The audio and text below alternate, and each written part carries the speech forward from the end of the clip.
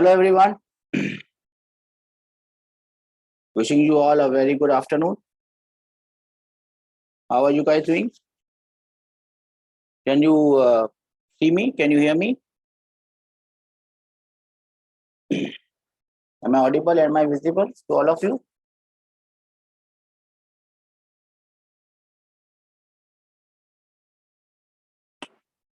Can you see me? Can you hear me? Okay, Sai, Tejpal.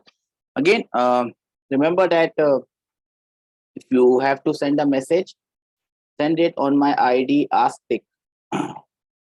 That is the ID that you should send your message, not the ID from which I am taking the class, because it becomes difficult for me to see it. Or you can send a message at everyone. So you can address the message to everyone and then you can send the message.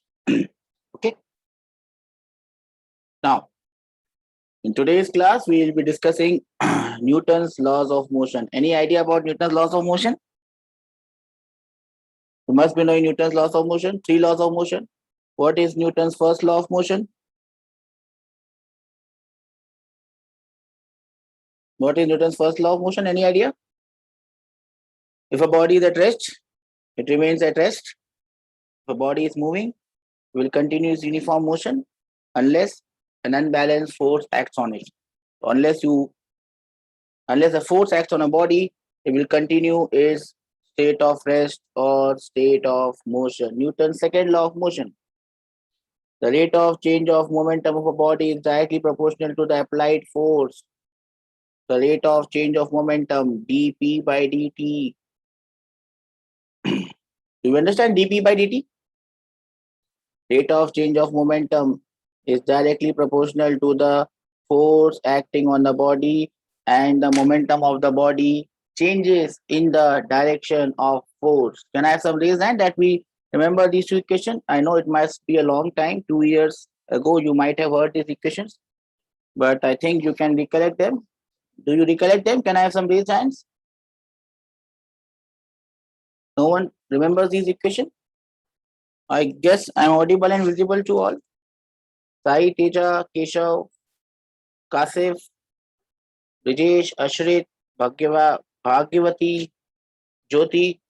Am I audible and visible to all? No one is responding. Am I audible and visible?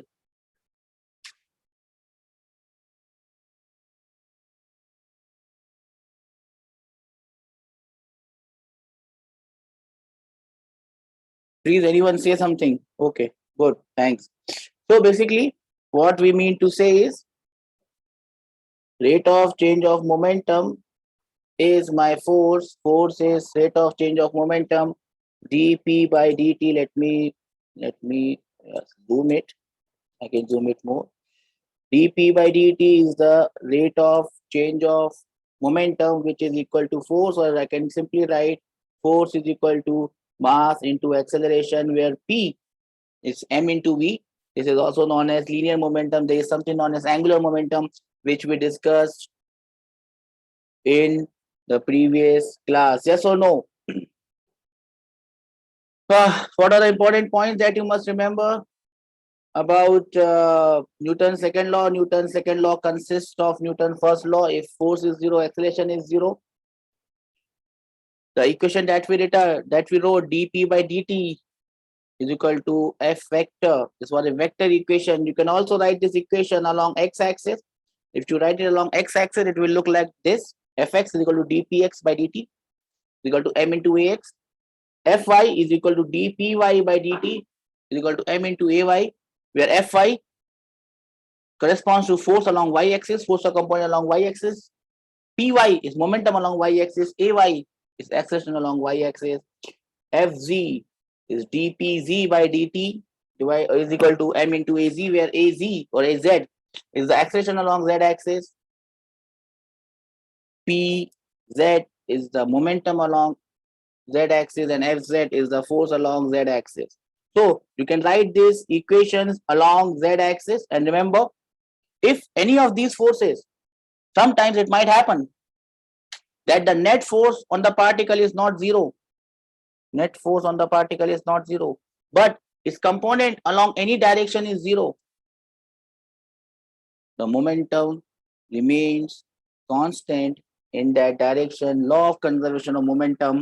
You can also understand law of conservation of momentum from here, from Newton's second law. How can you write the law of conservation of momentum from here? If the net force acting on a body is zero, if the net force acting on the body is zero, dp vector by dt is zero. That means the momentum of the body does not change. dp, change in momentum, is zero. Momentum of the body does not change.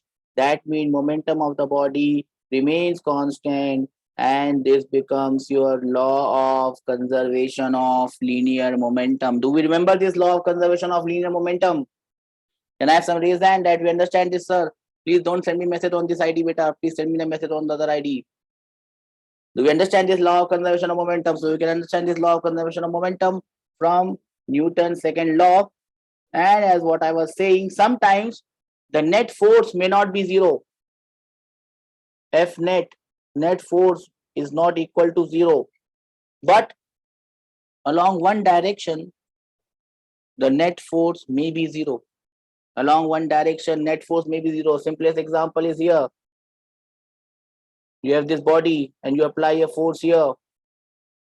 There is the weight of the body acting like this, the normal reaction of the body acting like this. Is the net force acting on this body zero? No. There is a net force acting on this body F. But along one direction, the net force is zero. What is the direction? That direction is definitely along y-axis. Along y-axis, there is no net force acting on this particle, and its momentum will remain conserved along y-axis. So we have understood from Newton's second law, the law of conservation of momentum. Am I clear? Shall I move? Shall I move ahead? Okay. Now remember the form of the Newton's law that we have seen. The second law of motion, which is given above, is strictly applicable to a single point mass. Applicable to single point mass or for bodies which are taken as point masses. If it is a system of bodies, this acceleration stands. This acceleration will stand for the acceleration of the center of mass. And the force will be the net external force acting on the body, because all the internal force acting on the body cancel out each other. Do we remember that? Law of conservation of angular momentum. No. Law of conservation of linear momentum for a system of particles. For a system of particles, if you write this equation, how does the equation look like? F external is equal to total mass m into A of center of mass. Do we remember this equation? Law of conservation of angular momentum. No. Law of conservation of linear momentum applied for a system of bodies. If the net external force acting on the body is zero, the center of mass does not go anywhere. The velocity of center of mass remains same. The position, the displacement. Do we remember that?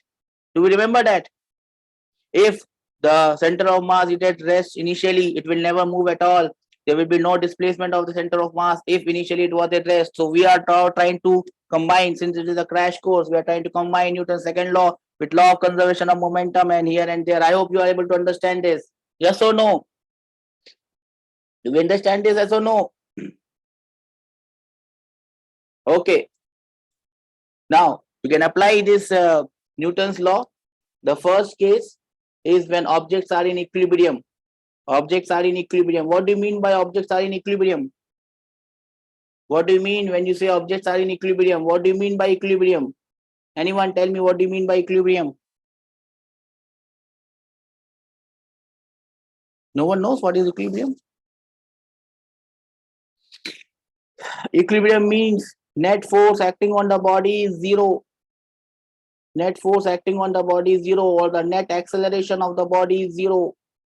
A body moving with uniform velocity can be in equilibrium because the net force is zero, so the velocity does not change. A particle at rest, which is not moving, is in equilibrium because there is no force acting on the body and there is no acceleration. Now, if F net is zero, The net force is 0. If the net force is 0, that implies force along x will be 0. There will be no force along the x-axis. There will be no force along y-axis. And there will be no force along z-axis. The net force is 0. There cannot be the other case. There cannot be a net force along x-axis. And then the net force vectorly becomes 0. If the net force is 0, force along any component, along any axis will be 0. But if the net force is not 0, still there can be a case where force along one axis comes out to be 0. Do we understand this? Can I have raised hands? Let's say we understand this. These are simple concepts that we might have studied. This is a recap. This is a crash course. We are trying to understand the basic concepts. How do we solve questions of problems in equilibrium stepwise? What is step number 1? To draw diagram, sketch, or a free body diagram. You isolate each and every body from each other. If there are 2 blocks, you isolate the blocks. 5 blocks, you isolate the blocks. You isolate the blocks, you draw free body diagram. You draw FBD, free body diagram, clearly showing all the forces acting on the body. You must show all the forces acting on the body. Then what do? Then you choose a convenient coordinate system and resolve all the forces along x and y axis. Assume one axis as x axis, assume other y axis as y axis, which are perpendicular. The body is hanging, y axis becomes vertical, horizontal becomes x axis. If the body is moving on a horizontal surface becomes x axis, vertical becomes y axis. If the particle is kept on a wedge, what you should take as x axis and what you should take as y axis. If the particle is on a wedge, what is the best way to take x axis? Anyone? The best way to take x axis will be along the wedge and the y axis will be perpendicular to the wedge. Do we remember this? Can I have reason that we remember this, sir? So we have to choose x and y axis conveniently. Depending on the case, you can have a slanted x-axis and a slanted y-axis. Depending on the case, you have a horizontal x-axis and a vertical y-axis. Then what do? You apply all the forces, find out their components along x and y. Then the net force along x must be 0. Net force along y can be 0, must be 0 because the particle is in equilibrium. Forces along positive x must be equal to forces along negative x. Forces along positive y must be equal to forces along negative y. You make this equation, use this equation, you will get a couple of equations. Solving that equation, you should be able to get the value of all the unknowns. Am I clear? This is a very simple example of this. I will not do this example. We will do this one. The system shown in the figure is in equilibrium. Find the magnitude of tension in each string T1, T2, T3, T4. Can you get me the values of T1, T2, T3, T4? Simple question. I will make it large. Equilibrium में the system is in equilibrium. You have to find the tension T1, T2, T3, T4. Can you do this?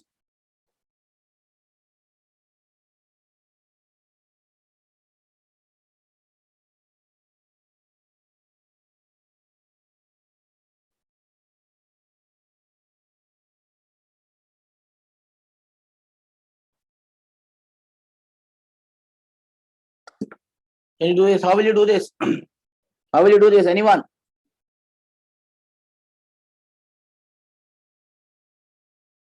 Well, we draw the free body diagram. This is the free body diagram of 10 kg block. The weight 10g is acting downwards. Then there is tension in this string. We call it T naught. T naught is acting upwards. We apply the equation of equilibrium. Upward forces must be equal to downward forces. So the value of T naught becomes 10 times G or 100 Newton. Yes or no? Then what do? We draw the free body diagram of A. Where is the free body diagram of A? This is the free body diagram of A. This is T naught, the tension that we have already found. This is T1, the tension in the left string. This is T2, the tension in the right string. We have chosen our x-axis like this and our y-axis like this. T naught and T1 are along y and x-axis respectively. T2 is not along x and y axis respectively. So what do? Take the components. T2, this angle is theta, so this component becomes T2 sine theta. This component becomes T2 sine theta, which is 30, and this component becomes T2 cos 30. Do we understand this, everyone? Do you understand this, everyone? Then forces along y-axis should be equal. So this force must be equal to this one. This force must be equal to this one. And I guess this is the equation that is given over here. Total force on the y-axis must be 0. So T2 cos 30 will be equal to T0 along the y-axis. Though I think they've taken it wrongly. They've taken it wrongly. Don't worry. That is what I'm saying. It's misprint. T2 sine 30 will be equal to T0. T2 sine 30 will be equal to T0. Oh, sorry. I wrote it wrongly. Sorry. This is 30. So this will be cos 30. And this one will be sine 30. Sorry. I wrote it wrongly. So T2 cos 30 will be equal to T0. And T2 sine 30 will be equal to T1.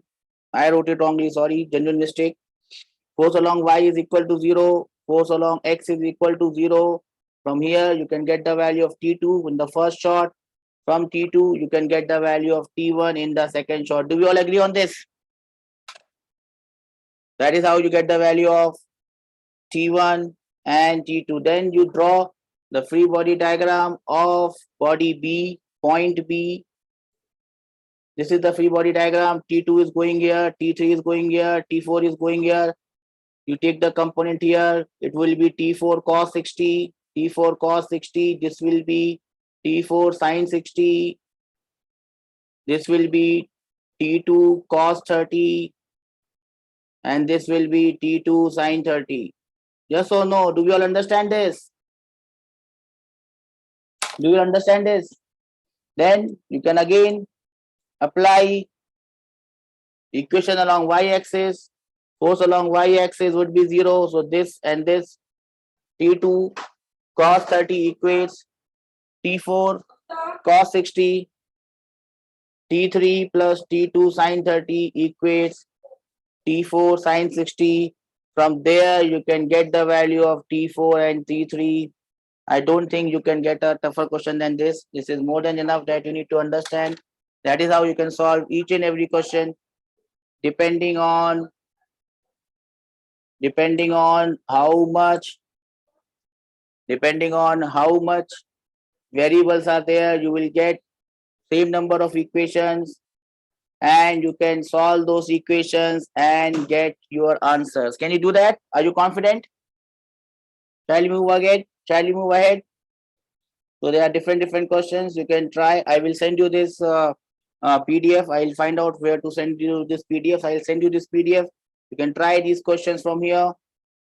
This one or example number 7. You can try these questions. Simple question. Just draw the free body diagram. T1, T2, M2G cos theta, M2G sine theta. This is T2. This is 2 into G. You equate all this and you get your answers. For this mass, for body A, you will take this as x-axis and this as y-axis. For body 2 also, this is x-axis and this is y-axis. But for this body, this axis would be your x-axis and this axis would be your y-axis. Do we remember this? Do we understand this? Yes or no? Yes or no? Okay.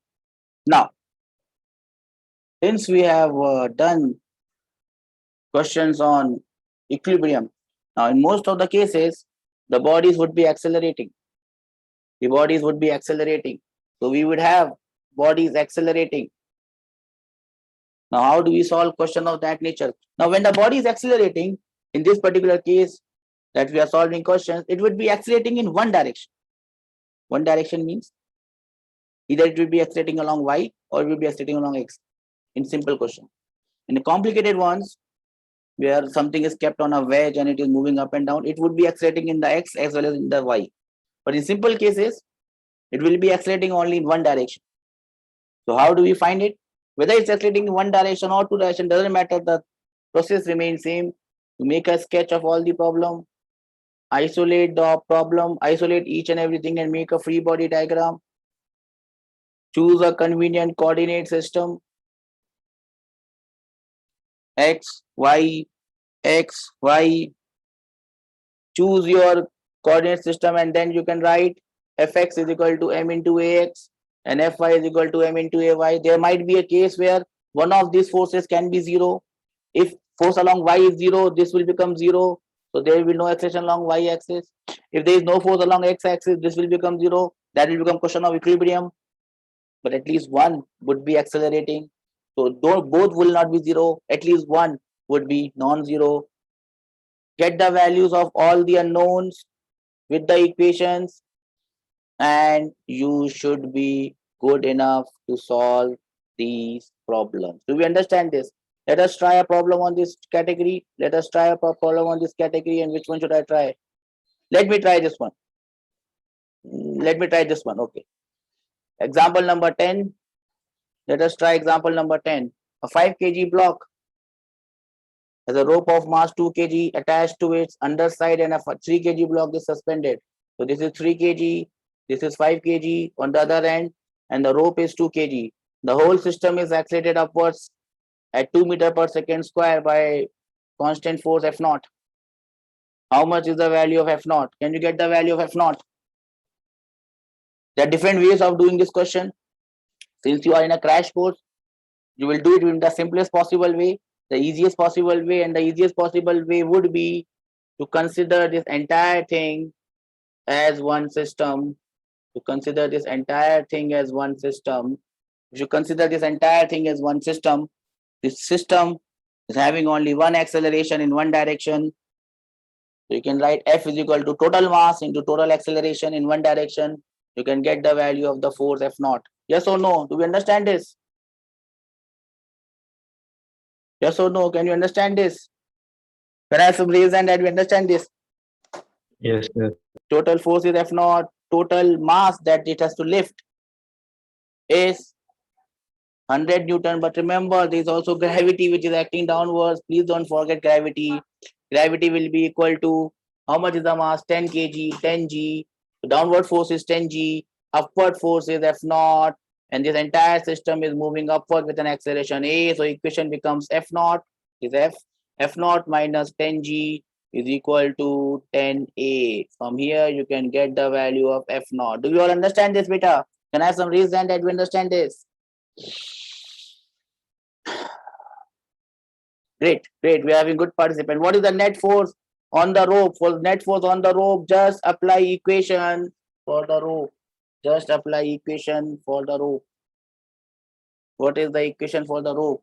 Just apply that equation and you should be getting the formula net force acting on the rope. Net force they're asking net force. Remember, there are small tricks that you must remember while solving a question. They are not saying what is the tension in the rope. They are saying what is the net force in the rope. Net force is mass into acceleration. It includes the tension in the rope.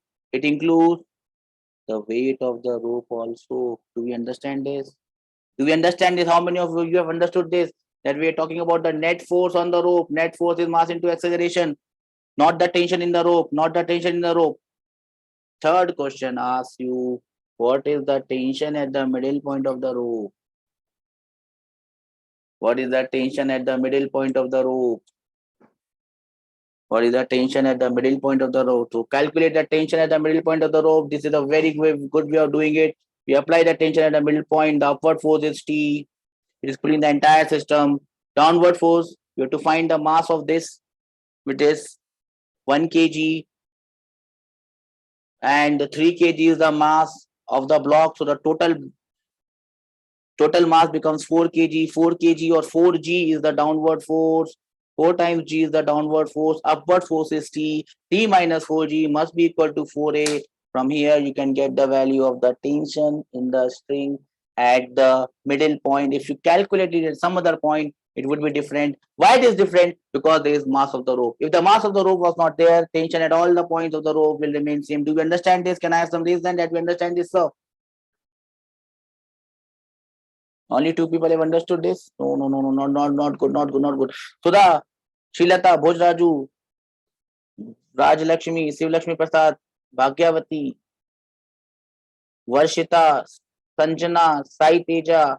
Do you all understand this? Great, great.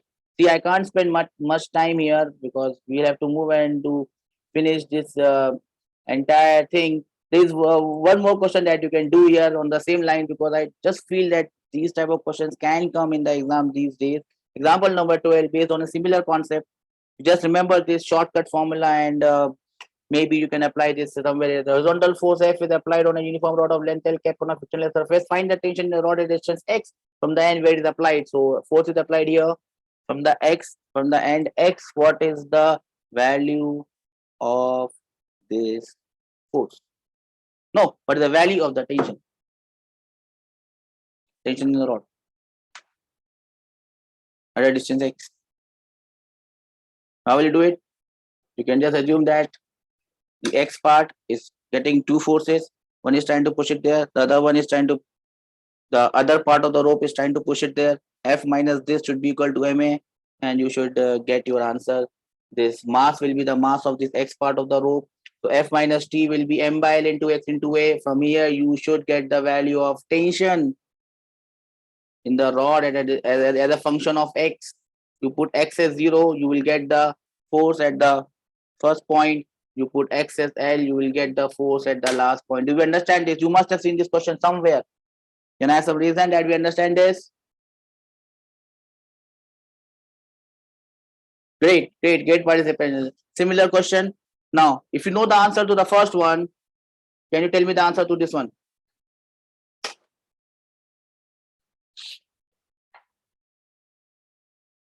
If you know the answer to the first one, can you tell me the answer to this one?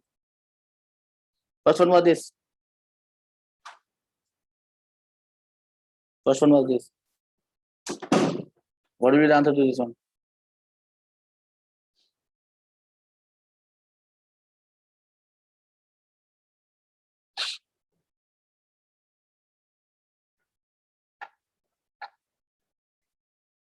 No, I've opened it. Do you understand how the answer is changing? Do you understand how the answer is changing? This is what I call linear variation of force along the length of the rod. At one end it is F2, the other end is F1. So the linear variation is F2 minus F1 divided by L into X. Do we understand this? If this F was not there, it will become F2 into X by L. Do you understand this? Do you understand this? If there is no F1, it is F2 into X by L. And if there is no F1, this becomes F2 minus F2 into X by L. So we get the original formula that we had derived. Do we understand this? Do you understand this? So this is how you can remember things. If you remember this general formula, just put F1 as 0 and you get the other one. Clear? Do you understand this? Then these are the famous problems of that pulley and mass and all this. We'll just see one of these. If we have to solve this weight goes down here, this mg sin theta component goes here, this mg cos theta component I think goes here, this tension is T, this tension is T. You have to find out which block is moving where is the acceleration of the block. If the acceleration is wrong, your answer would be negative of this. If there is no friction, you can take that answer. If there is friction, you have to repeat the entire question again. Do you know this? You can find out the pulling force. What is the pulling force on this side? What is the pulling force on the other side? Whatever pulling force is more, it will move in the direction of the pulling force. Yes or no? Yes or no? Do we understand this? Do you understand the concept of pulling forces? Yes. So depending on the pulling force, you can find out whether this where this block is moving. You have to just find the tension here. They have found out the tension. They have not found out the acceleration. I think you can find out the acceleration. They have assumed that this block is moving here. So the pulling force is m1g sine theta minus t will be equal to m1a. The second equation will be t minus m2 sine theta equal to m2a. You get the value of t. But the question was net force on the pulley. Net force on the pulley. How will you get net force on the pulley? So he have drawn, remember this, they have drawn the diagram of the pulley. One force T is going here, one force T is going here. The resultant of these two forces is the net force acting on the pulley. And how they have got it root T? Because by the geometry of the diagram, this angle is 90 degrees. So both are inclined at an angle of 90 degrees. So basically one force is like, one tension is like this, other tension is like this, there other tension is like this, therefore the net is root 2T. Do we understand this?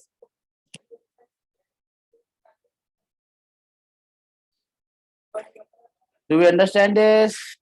Can I have some raise hand that we understand this? Okay.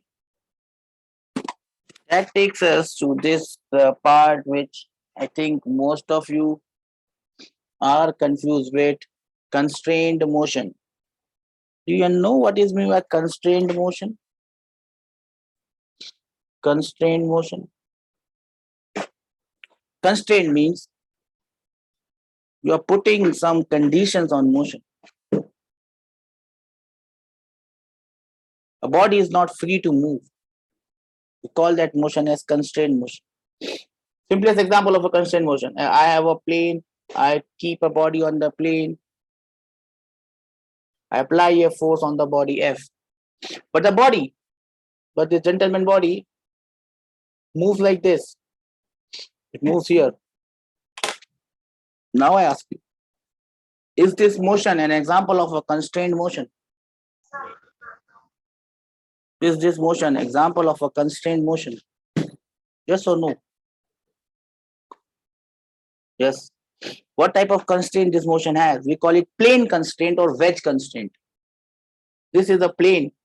Since this body is kept on a plane and it is moving along the plane, this type of constraint is known as wedge constraint or plane constraint.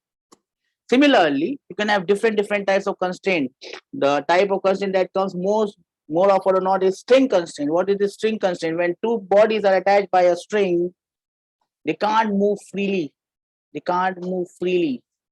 They can't move freely. You are bound to move in some sort of a relation. For example, the simplest possible example is you have this block and you have this block. They are attached to each other by string, single string. If I move this block with an acceleration A, this block has to also move forward with the acceleration A, assuming that the string does not extend, contract, break, and all that. This type of constraint, this is the simplest type of constraint, which is known as the string constraint. Do we know about the constraint, string constraint? Now,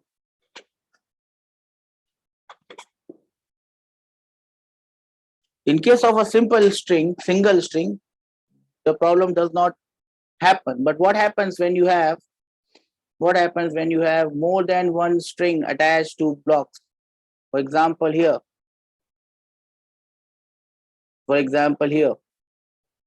Here in this case. Here, how many strings I have? Do we see this diagram? Here, how many strings I have? How many strings I have here? I have two strings, T2 and T1. And these blocks are not free to move. They are moving because of constraints. Now, how do you find a relation between these constraints? Now, remember what I'm saying. There is no friction here, so don't have to worry about the direction of motion. Don't have to worry about the direction of motion. Let the direction of motion go elsewhere. I can assume any direction of motion. How are you going to do this? Remember this. Let us assume that this block A1, this block M1 moves downwards with acceleration A1. This block M2 moves downward with an acceleration A2. Obviously, all three cannot move downward, but I'm just assuming that all the three are downwards. All the three are downwards. Yes, you can do the question this way. Don't worry. You can do the question this way. Now, this tension is T. So I write T here. The entire string, the tension will be T. This tension will be T upwards. If this is T, this will be 2T. Do we understand this? T plus T will be 2T. Yes or no? T plus T will be 2T. So tension in this string will be 2T. Tension in this string will be 2T. Yes or no? Now I apply something which is known as virtual work principle. Virtual work principle. which virtual work principle says that the work done by the tension of a string is 0. So basically you find the work done by tension of this string. This will be T multiplied by x1. x1 is here, T1 is upper, so it becomes minus T into x1. Work done by tension on this string will be minus T into x2, because I am assuming that this is moving downwards and the tension is upwards. Minus, what is the plus, what is the work done on this string?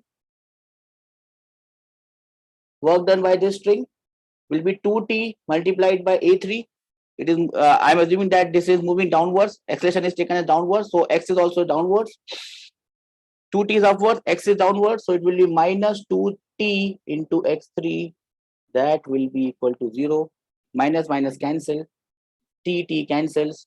The constant I'm getting is x1 plus x2 plus 2x3 is 0.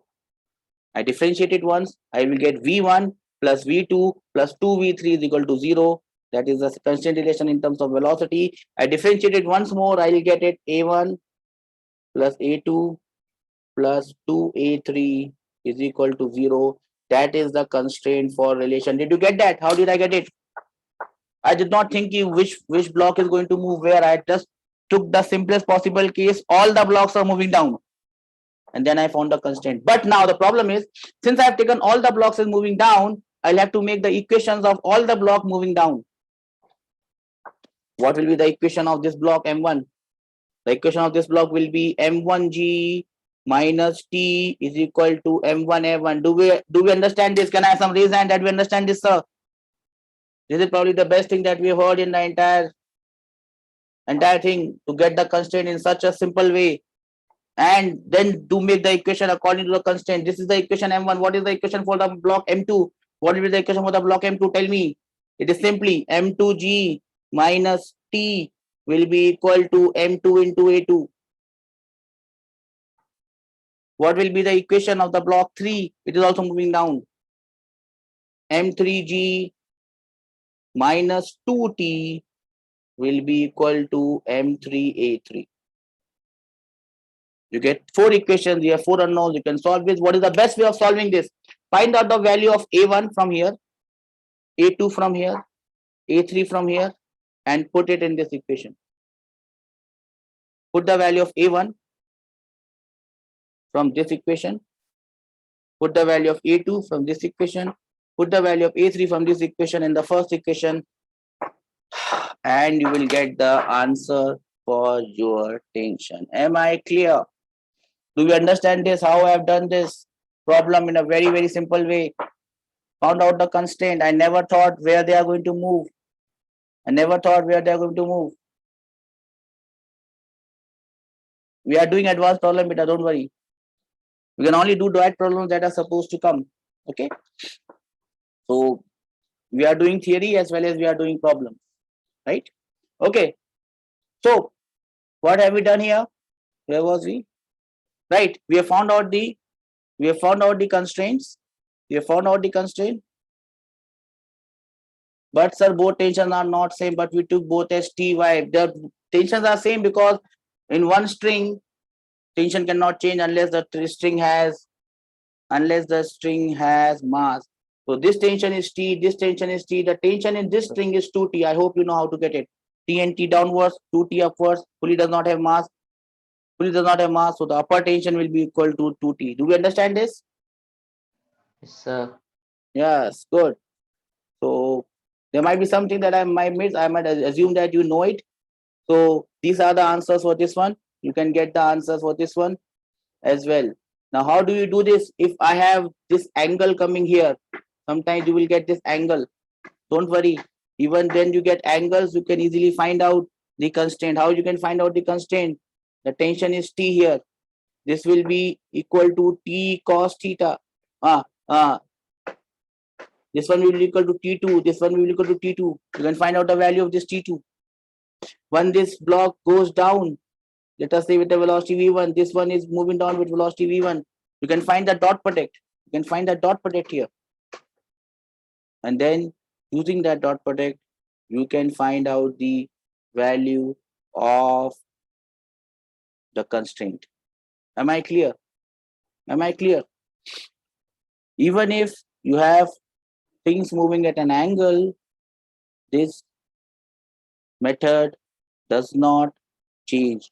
The method remains same. Do you understand this? The method remains same here also. This is moving here. Tension T is here. The same tension is T here. The same tension T is here. This block is going to move here. Let me call this as X1. Let me call this as X2. T into X2. This will be minus T into X2. The work done by on this tension, the work done by tension on this one. And this will be T into X1 into cos of 60. Because you have to take the dot product. So this will be equal to T into X into cos of 60 minus T into X2 will be equal to 0. From here, you will get the relation between X2 and X. And from here, you can get the value of the constraint relation. Am I clear? Do we understand this? Can I have some raise hand that we understand this, sir? You can use this tension wala funda to find the constraint relation between any two. I think you must be knowing this weighing machine. What is the reading in this weighing machine? The normal reaction is the reading in the weighing machine. So you just have to get the value of the normal reaction. And I think you can solve this question. Spring force is always equal to K into X. If the spring is extended, the spring force will be acting in the reverse direction. Do we know this? Yes or no? We know this now? Yes or no? Okay. This type of question comes in the exam very often. Two blocks A and B of same mass attached with a light spring are suspended by a string. Find the acceleration of block A and B just after the spring is cut. Just after the string is cut, what is the acceleration of the two blocks? Can you get me this one?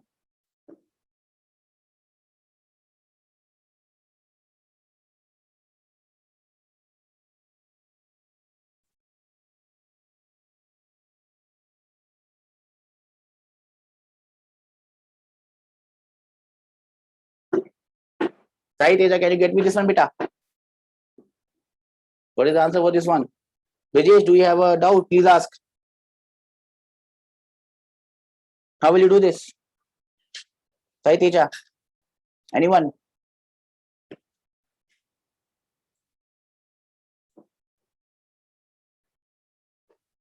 No one?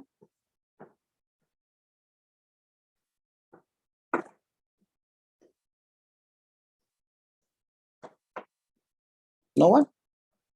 Okay. Now, when in the beginning, these two blocks, were in equilibrium. So, what was the free body diagram of B? The B free body diagram, this was mg and this was the spring force F or tension, whatever you call it. So, this from here you can find out the value of this F or the spring force, right? The free body diagram of B was like this. Upward there was a force, which was the tension in the string, and downward that was this force, spring force, and the weight of the block. So this was the tension in the string. Now, when the string is cut, this tension becomes 0. As soon as the string is cut, the tension in the string becomes 0, but the tension in the spring or the force in the spring does not become 0 all of a sudden. But the spring does not change its shape just after cutting. It will take some time for it to cut, for it to change its, for it to change the force. So spring force acts on the mass B again. So now we have got the value of the spring force. And what is the value of the spring force? On the block B, the same spring force is acting on the block B. That was mg. The weight of the block B is mg down. So mg up, mg down, the acceleration of block A is 0. Block A does not accelerate. Oh, sorry, block B does not accelerate. Hard to think, hard to imagine. But this is how the question is. Hard to think, hard to imagine. Niche wala block does not accelerate, but the upar wala block accelerates. Or not. Upar wala block. Mg weight is downwards. T naught, which is the spring force, it is also downwards. 2 downward force should be equal to m into A. Acceleration of this block is 2 times T. Remember this question. I hope you will understand this. Have you understood this? Can I have some reason that we've understood this, sir? Everyone? Only 3 people. What about the others? 4. Brijesh has understood this. Okay. Dikshita. What about you, Sai Teja? Have you understood this, beta? Keshav, Bhagyavati, Srikar, Sai Teja, Sanjana, Bhojraju. We have understood this. Great, great, great. See, now there is a brother of this question. Now in the brother of this question, the thing is like this. Now this string would be cut. This string would be cut. So if this string will be cut, this will be free. So acceleration of this will be g downwards. Everyone knows this. Acceleration of the lower block is g upwards. How do you get it? Tell me. The tension in the spring will remain. Tension in this part will go, but the weight of block A will remain. So this T, you have to find the value of this T, which was the tension in the first case. This T minus mg would be equal to ma. And find out the acceleration of block A. Can you do that on your own? Yes or no? What does spring balance measure? It does not measure the weight. Remember, it measures the force exerted by the block, the tension, this T, whatever is this T, it measures this T, force in the spring. Will you remember this? Will you remember this? Okay. Then there is one thing that most of the students don't understand, which is this wedge constraint. I told you this wedge constraint.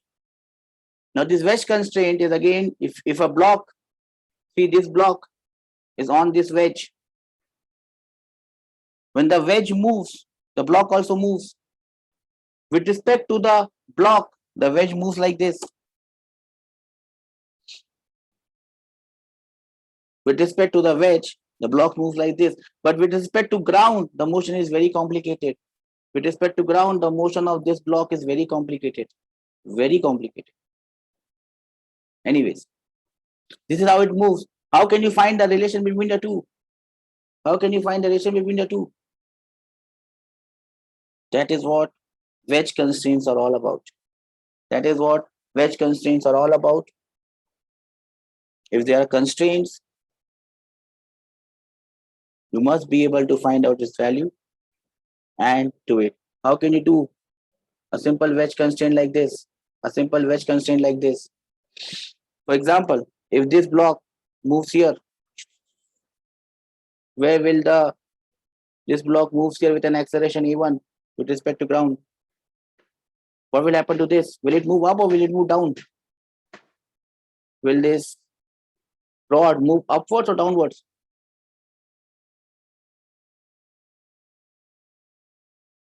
Tell me. If the wedge moves towards right, where will the rod move?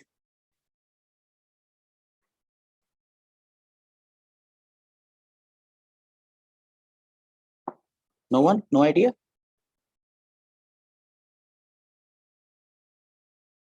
No idea, anyone?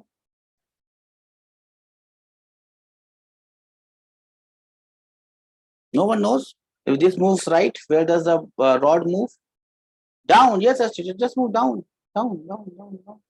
It moves down with an acceleration a2. It moves down with an acceleration a2. What is the relation between a1 and a2? This a2 is with respect to ground. Remember, it moves with respect to ground.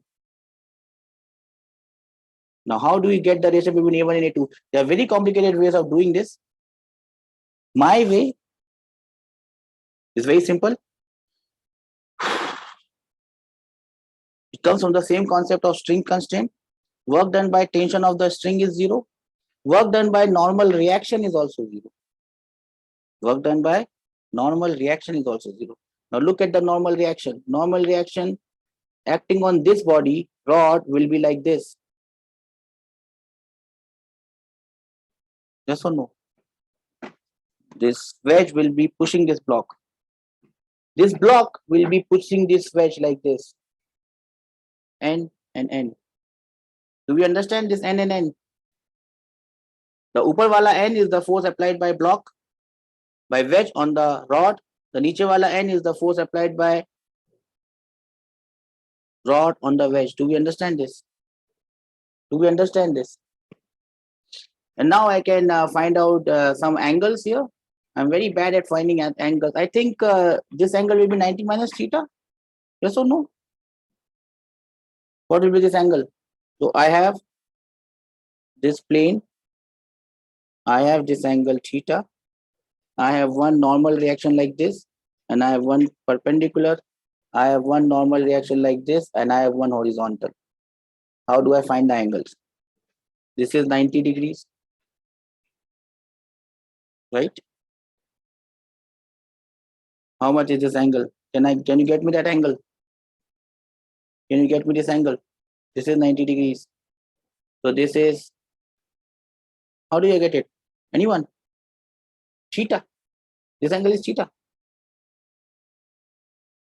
Okay, if this angle is theta, then this angle will be 90 minus theta, right? How did you get it? It could be the other way also, no? How did you get it? How did you get it? 90 minus theta, sir. 90 minus theta, no? Which one? This one is 90 minus theta. So you should not make a mistake. This one is 90 minus theta, correct? So, Yes, sir. Okay, good. If you don't see, you will not have that much time in the exam. That is what I was asking you. You will not have that much time in the exam to think. Remember it. This is 90 minus theta. So this is theta. So this is 90 minus theta. So this is also theta. Okay. Remember these angles. Work done by normal reaction on this one. Normal reaction is going like this. Acceleration is going like this. So it is minus. Acceleration is downward. Normal reaction is this way. Minus n into A2 cos theta. Do we understand this? Minus n into A2 cos theta. Do we understand this?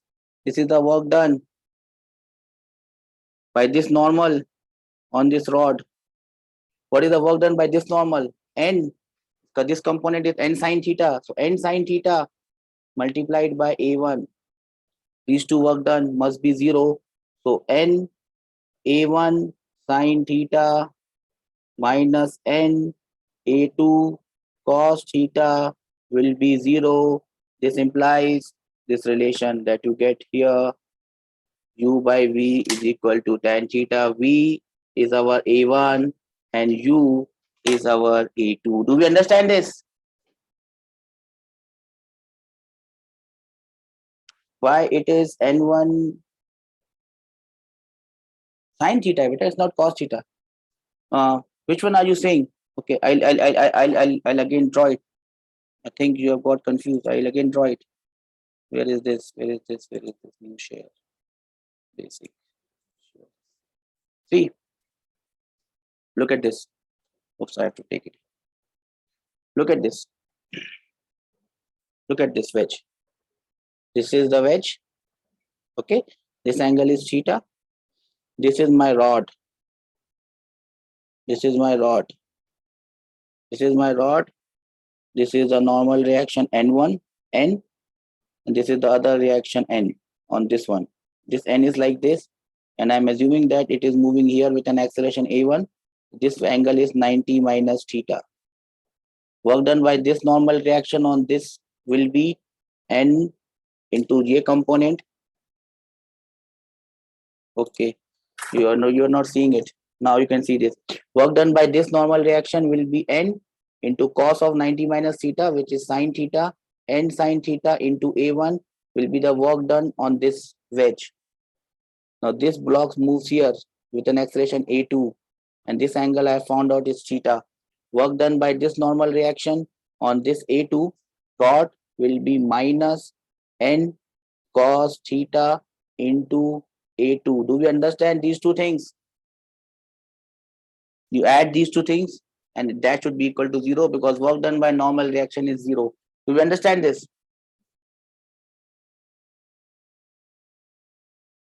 Do we understand this better?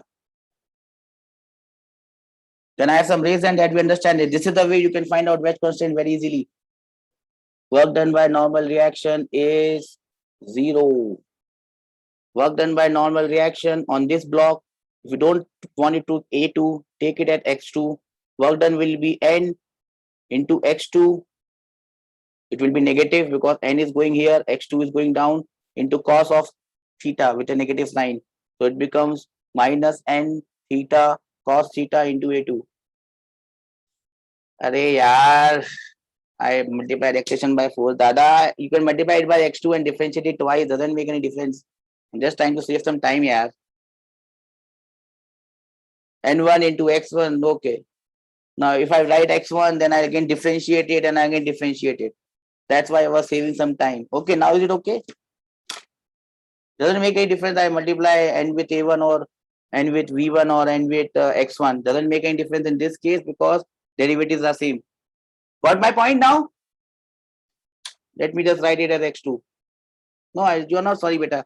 I was just trying to save some time. You know, I told you in the first case when I was doing that string wala question that t into x1 becomes t into a1. So straight away I was writing a1. My fault probably. Not your fault, beta. I was just trying to save some time. Nothing else. I hope you understand this wedge constraint. I hope you got this wedge constraint, everyone. How I've done this. Yes, This is the simplest way of getting the wedge constraint. There is no way in this entire universe you can get it in a simpler way by any other method in the universe. You will not get it, and probably you will not find this method anywhere else in the book. I don't think you have. Have you ever read this anywhere in any book? Has anyone told you this method anywhere in the book? You will not find it because this is my way of doing it. I have devised it, so I know how to do it. Only I can do it in this way. Anyways, now you can do it in this way. Okay, so that was about the string constraint. Let me see what I have left in this chapter. The sheet is here. Newton's law for a system. You all know Newton's law for a system. M into x will be m1 into a1. I have told you that already. Where F external is the net external force of the system. If the net external force of the system is 0, the system does not accelerate. The center of mass of the system does not accelerate. If the center of mass is at rest, it remains at rest. Law of conservation of angular momentum. So, if you have questions like this, which are very difficult to do, they can be very easily done. Using all these concepts put together. I'm not sure if you would be able to understand it at this point in time. So probably I leave these questions for some other day, because as you can see, it will take a lot of time for you to actually solve it. Probably we don't have that much time with us. All these questions can be done in a very nice way, if you understand the concept of a system and how blocks are moving and how blocks are attached to each other and how they are constrained to move together. First, you have to find the constraints. Then you have to make equation. Then you have to make equation in such a way that things do not trouble you in between. I'm so excited to teach you, but let's see if I have time tomorrow. Today's time is already over. If I have time tomorrow, maybe I'll solve this example number 26. Will take some time. I don't want to waste time, but let's see if I can do it in the quickest possible way. I'll do it. I'll do it in the exact way that they have done it, and probably I would be able to make you understand this question. So we'll do that in the next class, and we'll do friction. So we'll finish with Newton's laws of motion in the next one. If you have any doubts, you can please come up to me.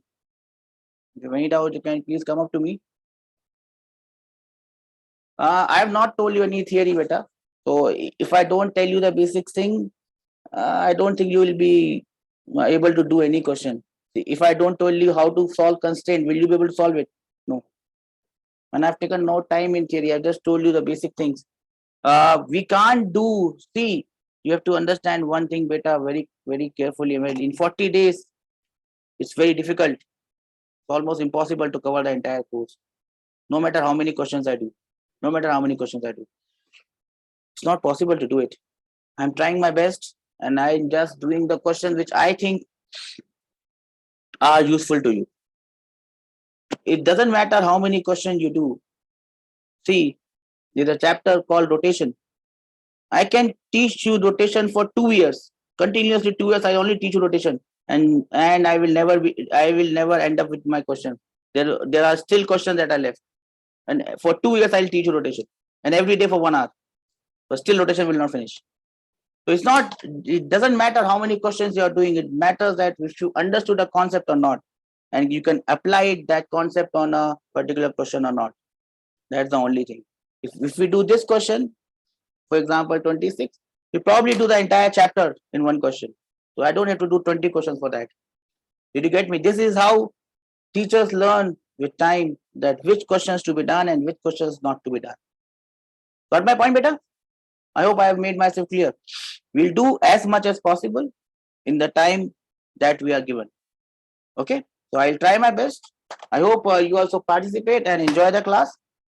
We'll do example number 26. I hope you have done this question before. We'll try to discuss it in short as possible and solve it.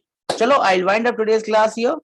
I hope you are enjoying the class. I hope you are having the same experiences in chemistry and maths. On that note, I'll just wind up today's class. Have a good day. See you tomorrow. Come on time so that you can start the class on time. Okay. Bye bye.